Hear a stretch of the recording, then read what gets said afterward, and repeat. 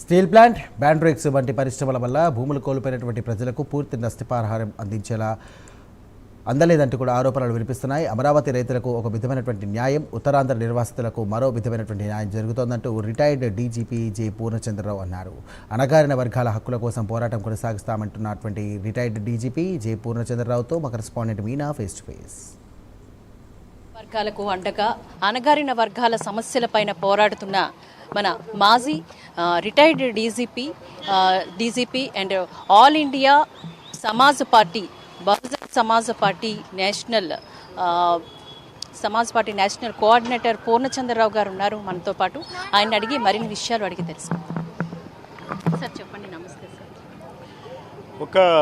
మనం అన్యాయాలు ఈ రాష్ట్రంలో ఎలా జరుగుతున్నాయి అంటే, ఎవరైనా కానీ గత 2 దశాబ్దాలుగా పాలకులు ఎవరైనా కానీ అన్యాయాలు మాత్రం బలయ్యేది ఈ బీసీ, ఎస్సీ, ఎస్టీ, ముస్లిం వర్గాలు.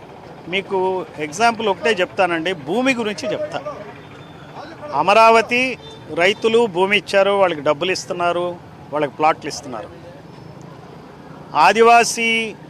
ఆదివాసీలు పోలవరం ప్రాజెక్టుకి భూములు ఇచ్చారు, వాళ్ళకి భూములు ఇవ్వట్ల. పోలవరం ప్రాజెక్టు కింద 10 లక్షల ఎకరాలు ఇరిగేషన్కి వస్తే 3 పంటలు పండుతుంటే దాంట్లో 1 ఎకరం కూడా వాళ్ళకి ఇవ్వట్ల, ఎక్కడెక్కడో భూములు ఇస్తున్నారు. అదే దుప్పుతూరు గ్రామం ఉంటే వాళ్ళ 850 ఎకరాలు ఇచ్చారు. అక్కడున్న గ్రామస్తులందరూ బీసీలు, ఎస్సీలే. 600 ఎకరాలు ఖాళీ పడి ఉన్నాయి. 600 ఎకరాలు రిటర్న్ ఇవ్వకుండా బ్రాండ్ మిక్స్ యాజమాన్యం నిన్న మొన్న ఊరు చుట్టూ భయోత్పాతాన్ని సృష్టించి కంచేస్తుంది. ఆపే ప్రభుత్వమే లేదు ఇక్కడ. ఆపకపోగా ఎవరైతే అక్కడ ఉద్యమం చేస్తున్నారో, ఉద్యమం కూడా ఏం ఉద్యోగం అండి, ఊళ్ళో ఉండి మాది ఏకండి అని చెప్తారు. అదేం ఉద్యమం అంటే ఇది సిటీ బస్సుల మీద రాళ్ళు, ఆర్టీసీ బస్సులు తగలబెట్టడం, లేకపోతే ఎవరినో తిట్టడమో, ఎంఆర్ఓ ఆఫీస్ మీద దాడో ఏం చేయట్లే.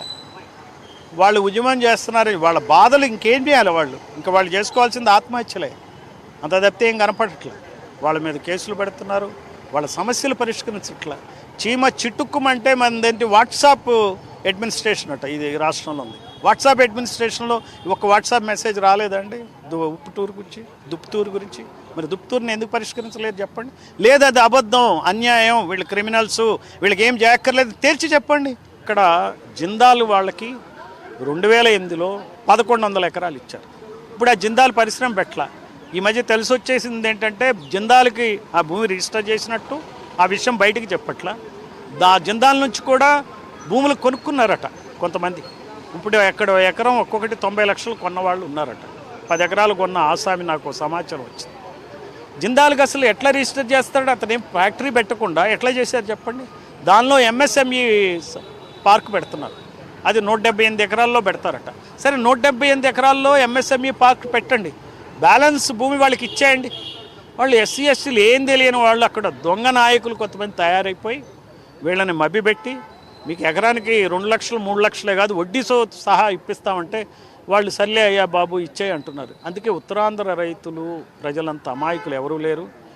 మీ ఉత్తరాంధ్ర ప్రాంతాన్ని పాలించేదంతా వలస నాయకులు. వలస పాలన నుంచి విముక్తి చెందాలా. ఇక్కడ ఉన్న ఎంపీలు కూడా, అటు భరత్ కానీ ఇక్కడ ఆయన కాదు, అక్కడ ఉన్నటువంటి అనకాపల్లి ఎంపీ కూడా ఇక్కడ కాదు, కడప నుంచి వచ్చాడు. మరి కడప నుంచి వెలమదొర అనకాపల్లిలో పోటీ చేసి గెలిచాడు. మరి అనకాపల్లి నుంచి ఎవరన్నా కడపల్లి పోటీ చేసే పరిస్థితి ఉందా అండి? రాజశేఖర రెడ్డి ఉన్నాడు, నేను చేసుకొస్తా అంటాడు. అప్పుడున్న కాంగ్రెస్ నాయకుడు వాళ్ళని అందరినీ మరిపించి దుప్పుతూరు గ్రామస్తులతో ల్యాండ్ ఇప్పించాడు. పాపం రాజశేఖర రెడ్డి లేడు. ఆ తర్వాత కిరణ్ కుమార్ రెడ్డి వచ్చాడు, చంద్రబాబు నాయుడు వచ్చాడు, జగన్మోహన్ రెడ్డి వచ్చాడు, మళ్ళీ చంద్రబాబు నాయుడు వచ్చాడు. వాళ్ళ సమస్య పరిష్కారం కాదు. అందువల్ల నమ్మకండి అంటున్నా నేను ప్రజల్ని. ఇక్కడ పరిశ్రమలు ఎవరైనా సరే ఒక పాలసీ మాత్రం తీసుకోవాలా. పాలసీ ఏంటంటే, నువ్వు పరిశ్రమ పెడితే ఎవరి నుంచి అయితే భూమి తీసుకుంటున్నావో ఆ భూమిలో వాటా తీసుకోవాలి. దానికి ఒకటే ఎగ్జాంపుల్ చెప్తా నేను. ఇది మనకి 500 గజాల స్థలం మనం డెవలప్మెంట్కి ఇస్తే 10 ప్లాట్లు కడితే ఆ ప్లాట్ యజమానికి 5 ప్లాట్లన్నా ఇస్తారు, 4 ప్లాట్లు 6 ప్లాట్లు ఇస్తారు. ఏదో మాట్లాడుకుంటారు, బేరాన్ని బట్టి ఉంటుంది అది. సో అదేవిధంగా మనకు ఆ పరిశ్రమలో వాటా ఇవ్వాలి, దాని ప్రాఫిట్లో వాటా ఇవ్వాలి. ఒకవేళ దివాళా తీసింది అనుకోండి, ఆ భూమి వెనక్కి తిరిగి రైతులకు ఇవ్వాలి. ఇది సంగతి. ఈ రకంగా మనం చేస్తే ఈ అభివృద్ధి మనకు కూడా ఉంటుంది. లేకపోతే అభివృద్ధి ఎవరికి ఉంటుంది? పరిశ్రమ పెట్టిన వాడికి ఉంటుంది. బ్రాండిక్స్ పరిశ్రమకు అభివృద్ధి ఉంటుంది, బ్రాండిక్స్లో పార్ట్నర్స్కి అభివృద్ధి ఉంటుంది. ఇక్కడ డేటా సెంటర్ పెడితే మైక్రోసాఫ్ట్ అదానీలకి అభివృద్ధి అవుతుంది. అక్కడ భూములు ఇచ్చిన వాళ్ళకి ఏం అభివృద్ధి ఉంటుంది? వన్ టైం సెటిల్మెంట్ పంపించేస్తే చేతులు దులుపుకుంటారు, మొహం కూడా చూడరు, హామీలు ఇస్తారు. ఈ నాయకులు నమ్మి ప్రజలందరూ మోసపోతున్నారు. పరిశ్రమలు రాష్ట్రం అభివృద్ధి చెందితే మీరు అభివృద్ధి చెందుతున్నారు కానీ ప్రజలు అభివృద్ధి చెందట్లా. ఇది ఇంపార్టెంట్ విషయం మనం గమనించాల్సింది. మీరంటే ఎవరు? పాలక కులాల వాళ్ళే అభివృద్ధి చెందుతున్నారు. జగన్మోహన్ రెడ్డి టైంలో ఎవరు అభివృద్ధి చెందారు? ఇక్కడ విజయసాయి రెడ్డి, వైవి సుబ్బారెడ్డి.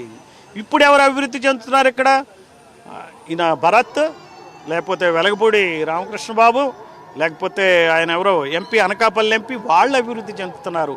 మనం అభివృద్ధి చెందట్లా. మనకు ఉద్యోగాలు ఇస్తామంటే ఏం ఉద్యోగాలు ఇస్తున్నారు? 8,000 రూపాయలు, 10,000 రూపాయలు సెక్యూరిటీ గార్డ్ ఉద్యోగాలు. ఇంకా చెప్పాలంటే ఈ కథ చాలా అన్యాయంగా ఉంటుందండి. గంగవరం పోర్టు ఒక ఎగ్జాంపుల్ చెప్తాను నేను.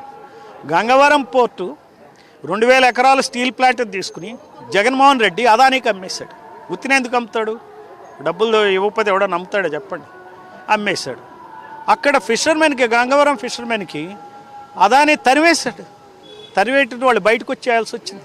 అంటే అక్కడ ఆ పరిశ్రమలో స్థానికులకి ఉద్యోగాలు కూడా లేవు. వాటా సంగతి దేవుడని. నేను అందుకనే పరిశ్రమలు పెడితే భూములు ఇచ్చిన వాళ్ళు పరిశ్రమల్లో వాటా అడగండి. 30 సంవత్సరాల పాటు కనీసం ఒక జనరేషన్కి సరిపడా నెలకి ఇంత ఇవ్వాలని చెప్పండి. ఇది సంగతి. అయిపోయింది టైము.